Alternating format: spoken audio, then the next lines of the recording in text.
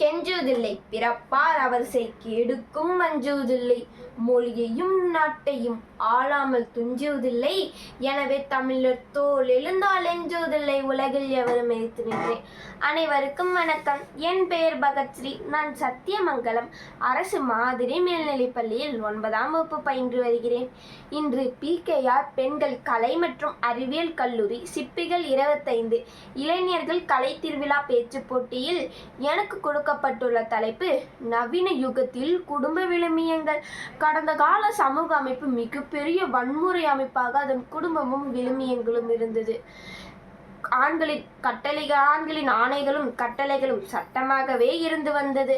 ஆண்கள் இறந்தால் பெண்களும் அவருடன் இருந்து போக வேண்டும் என்பதுதான் அப்போதைய குடும்ப நீதியாக இருந்தது. கடந்த கால குடும்ப விழுமியங்கள் யாவும் போற்றும்படியாக ஏதும் இருந்ததே இல்லை. ஆனால் சுதந்திரம், சமத்துவம், சகோதரத்துவம், ஜனநாயகம் போன்ற அமைப்புகள் இந்த குடும்பத்திற்குள் வரும்போது அதன் அழகான தோற்றத்தையும் அதன் உண்மையான வடிவங்களையும் நம்மால் காண முடிகிறது. இந்த அமைப்புகள் குடும்பத்திற்கும் குடும்ப உறுப்பினர்களுக்கும் புதிய பண்பாடுகளையும் கலாச்சாரங்களையும் புதிய உரிமைகளையும் கடமைகளையும் புதிய லட்சியங்களையும் இலக்குகளையும் கொண்டுள்ளது. குறிப்பாக பெண்களுக்கு கல்வி உரிமை, வேலைக்கு செல்லும் உரிமை, சொத்தின் பகிர்வின்மையும் கொண்டுள்ளது. அதேபோல் ஆண்களுக்கும் உழைப்பின் பகிர்வின்மையும் தனி கடமைகளை பொது கடமையாக மாற்றியுள்ளது. தனி பொறுப்புகளை கூட்டு பொறுப்புகளாகவும் மாற்றியிருக்கிறது. கடந்த காலத்தில் தந்தை மட்டுமே குழந்தைகளுக்கு வேலை, கல்வி, மருத்துவம் போன்றவற்றை அமைத்து கொடுக்க வேண்டும். ஆனால் தற்போது அரசே குழந்தைகளுக்கு கல்வி, மருத்துவம், வேலை வாய்ப்பு போன்றவற்றை அமைத்து கொடுக்கின்றது. தற்போது குடும்ப பராமரிப்பு என்பது சமூகமயமாக மாறிவிட்டது. இந்த நவீன குடும்ப விழுமியத்திற்குள் அறிவியலும் தொழில்நுட்பமும் இரண்டாக கலந்துவிட்டது. இது கலந்துவிட்டதால் மூட நம்பிக்கை, பிற்போக்குத்தனம், அறியாமை போன்றவற்றை போக்கிவிட்டு விஞ்ஞான கருத்துக்களே குடும்பத்தை ஆளுமை செய்கின்றது. பெண்கள் கல்வி கற்று வேலையில் ஈடுபட்டு சமூக உற்பத்தியில் ஈடுபட்டதால் குடும்பத்தின் பொறுப்பிலையும் குடும்பத்தின் நிர்வாகத்திலையும் கூட்டு பங்குகளாக வைக்கின்றார்கள். ஒரு பெண்கள் உரிய வயது வந்து இளம் பெண்கள் கூட தம் இணையை தாமே அமைத்துக் கொள்ளும் அளவுக்கு இந்த நவீன குடும்ப யுகத்தில் போராடி கொண்டிருக்கிறார்கள். அதுவே சட்டமாகவும் இருக்கிறது.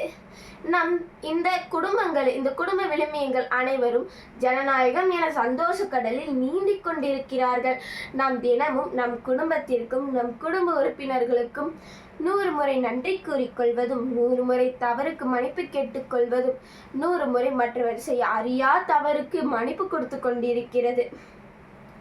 இந்த நவீன கால விழுமியங்களில் கணவனும் மனைவியும் சமநிலை பேணாத போது, தந்தையும் மகனும் சமநிலை பேணாத போது, தாயும் மகளும் சமநிலை பேணாத போது, அண்ணனும் தங்கையும் சமநிலை பேணாத போது, அக்காவும் தம்பியும் சமநிலை பேணாத போது, உரிமைகள் மறுக்கும்படு போது, உரிமைகள் தடுக்கும்படு போது இந்த குடும்ப விழுமியங்கள் வெடித்து சிதறுகின்றன. அதனால்தான் உரிமைகளை பகிர்ந்து கொடுங்கள், சுதந்திரத்தை சுவைக்க கொடுங்கள், ஜனநாயகத்தை பரவலாக்குங்கள். ஏனென்றால் இதெல்லாம் தான் குடும்ப விழுமியங்கள். ஆகவே நடுவர் அவர்களே, இந்த குடும்ப விழுமியம் என்பது ஒழுக்கம், பண்பாடு, கலாச்சாரம், ஆன்மீகம், பரிவு, பாசம், உணர்வு எதுவாக இருந்தாலும் அவை ஜனநாயகத்தின் அடிப்படையில் உரிமைகள் சமமான உரிமை பகிர்வையும் சமமான கடமை பகிர்வையும் இந்த ஜனநாயக விழுமியத்தில் அடங்கி கொண்டிருக்கிறது. ஆகவே ஜனநாயகமும் அதன் உரிமையும் இல்லை என்றால் குடும்பமும் இல்லை, விழுமியங்களும் இல்லை. ஆகவே வாய்ப்பளித்த அனைவருக்கும் நன்றியை கூறி விடைபெறுகிறேன். நன்றி, வணக்கம்.